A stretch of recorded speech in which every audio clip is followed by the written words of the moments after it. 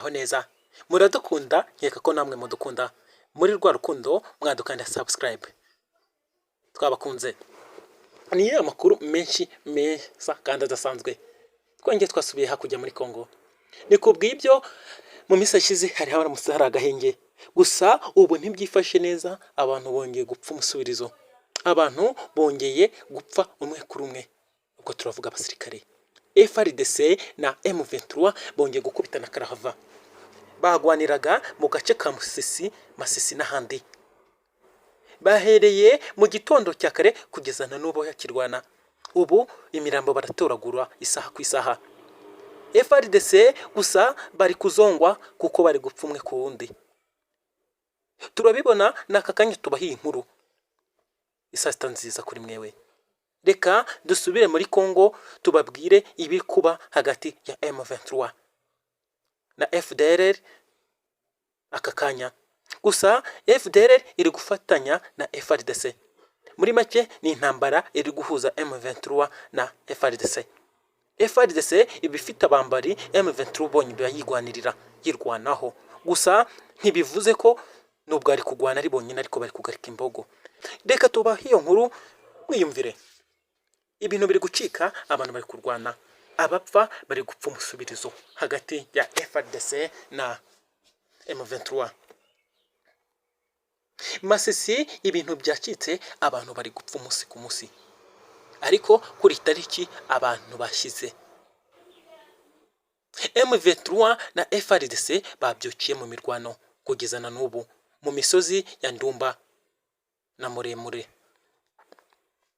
kuva mu gitondo cya kare kuri uyu wa kabiri haravugwa imirwano hagati y'inyeshyamba za M23 na FARDC ifatanyije na Wazalendo bivugwa ku musozi wa Ndumba utari kure y'umudugudu wa Shasha muri groupement ya Mupfunyi Shanga territoire ya Masisi mu gihe ibintu byabyutse bituje mu misozi ikikije umujyi wa Sake mu rundi ruhande muri iki gitondo kandi imirwano yadutse mu bindi bice bitandukanye hagati y'inyeshyamba za M23 n'ingabo za FARDC zifatanyije n'inyeshyamba za Wazalendo amakuru aturuka mu gisirikare avuga ko imirwano ikaze irimo kubera mu misozi miremire mu burengerazuba bw'umujyi wa Goma n'indi kure Agise Rwindi Kanyanzonga kana Kanyabayonga aho hose hakomeje kubera imirwano ku mugoroba wo kuri uyu wa mbere Minisitiri w'Intebe mushya Judith yagize ati ibitekerezo byanjye biri mu burasirazuba no mu mpande zose z'igihugu uyu munsi zugarijwe n'amakimbirane y'abanzi rimwe na rimwe bihishe batigaragaza ariko tuzabona ubundi buryo tubarwanyamo turi gushaka uburyo ki tubarwanya kandi tuzabatsinda tunabirukana mu buryo bumwe cyangwa ubundi ati turacyakomeza kurwana kandi turacyakomeza guhangana n'abo banzi ati turacyakomeza guhatana mpaka tubatsinze andi makuru atugezeho aka kanya reka nayo tuyabahereze muri RDC ibintu biba bikomeje kuzamba ubuzima abasirikare ba SADF babayeho muri gutuma batabaza umuhisi n'umugenzi abasirikare ba SADF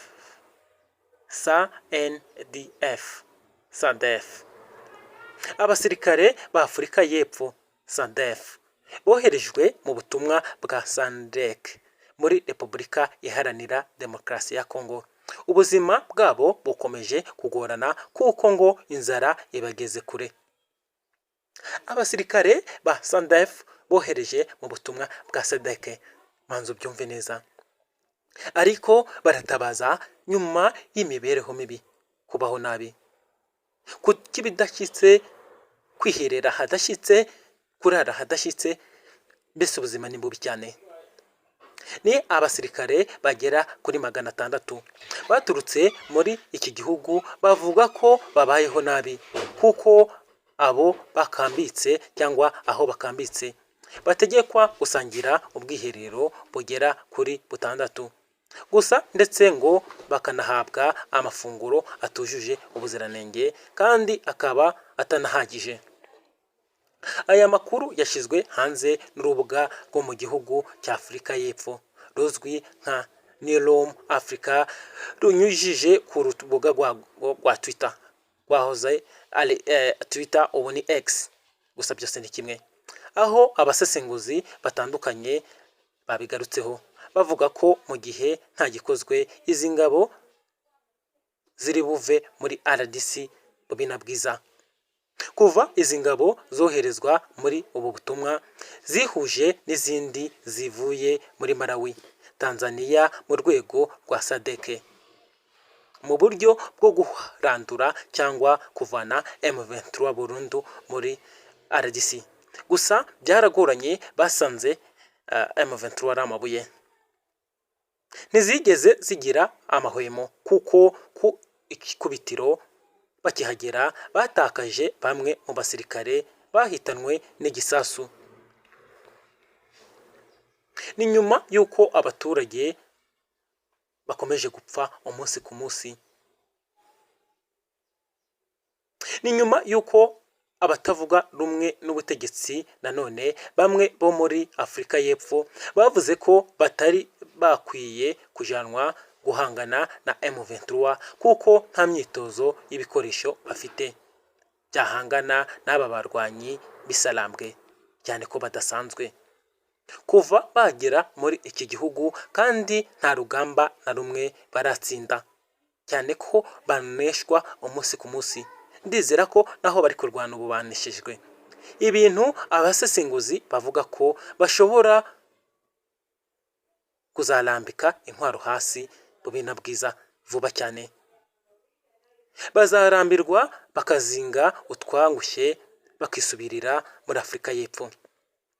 Izi ngabo zageze muri RDC mu mpera z'Ukuboza 2023 aho ziri muri gahunda y'amasezerano yasinwe hagati ya DRC n'umuryango wa SADC wo gutera inkunga FARDC mu guhangana na M23.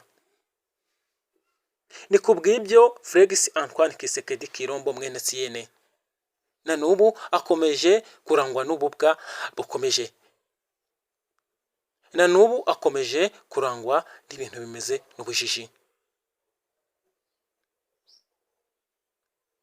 Kukwikoreza umuzigo wa Kongo ni nko kukwikoreza umurambo w'impyisi.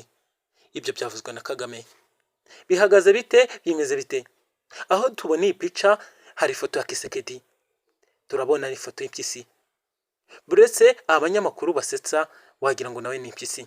Perezida Paul Kagame yagaragaje ko aho bigeze amahanga akwiye kureka gukomeza kwikoreza u Rwanda ibibazo byo mu burasirazuba bwa Repubulika Iharanira Demokarasi ya Kongo kuko ntaho ruhuriye nabyo. Ni nako kuvuga ko ibibazo bya Kongo biri ku Rwanda ni nko kwikoreza impyisi. U Rwanda rumaze igihe rwotwa igitutu n'ibihugu by'amahanga birusaba guhagarika ubufasha rushinjwa guha inyeshyamba za M23 ndetse rukanavana ingabo zarwo mu ntara ya Kivu y'Amajyaruguru. Ikibazo cy'uyu mutwe by'umwihariko cyatumye umubano warwo na Kongo uzamba, ndetse ibiganiro bya Nairobi na Rwanda bigamije gusubiza mu buryo nta musaruro byigeze bitanga, ndetse n'umuhuza Lorenzo ibyo yagerageje ntaho byigeze byakora.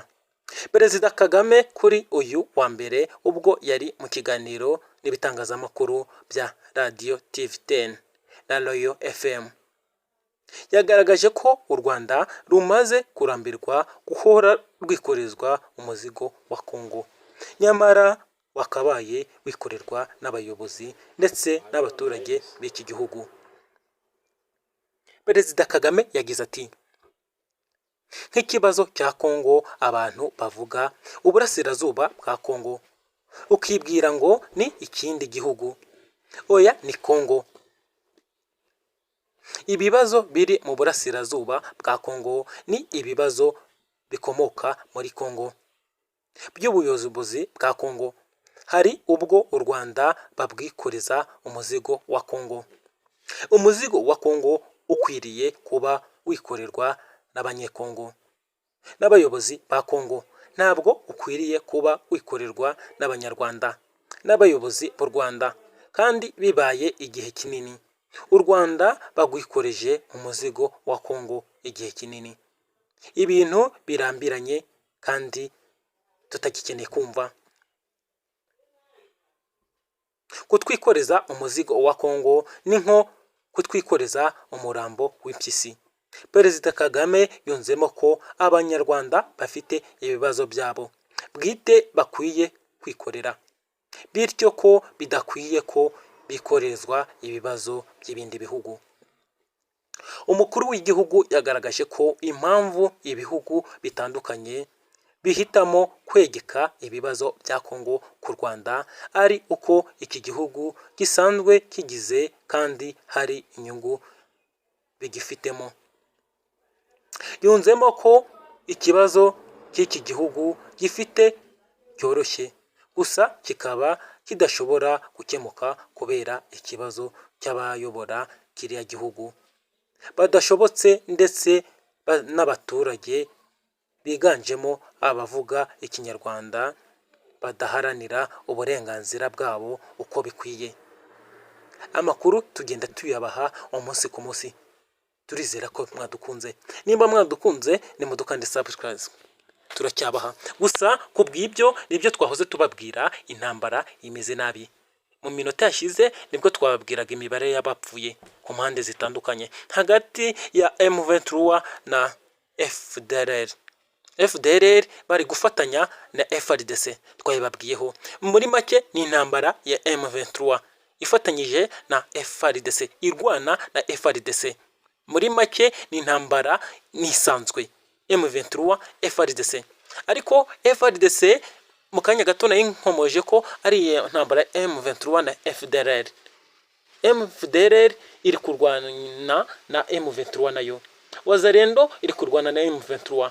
Ni bwa bufatanye, ni kwa kwiyunga kwa ya mitwe y'iterabwoba. Iyo mbabwiye ni imitwe yitwaje intwaro irwanya M23, ariko ikaba igendera mu kwaha kwa Tshisekedi n'igisirikare cye FARDC muri rusange.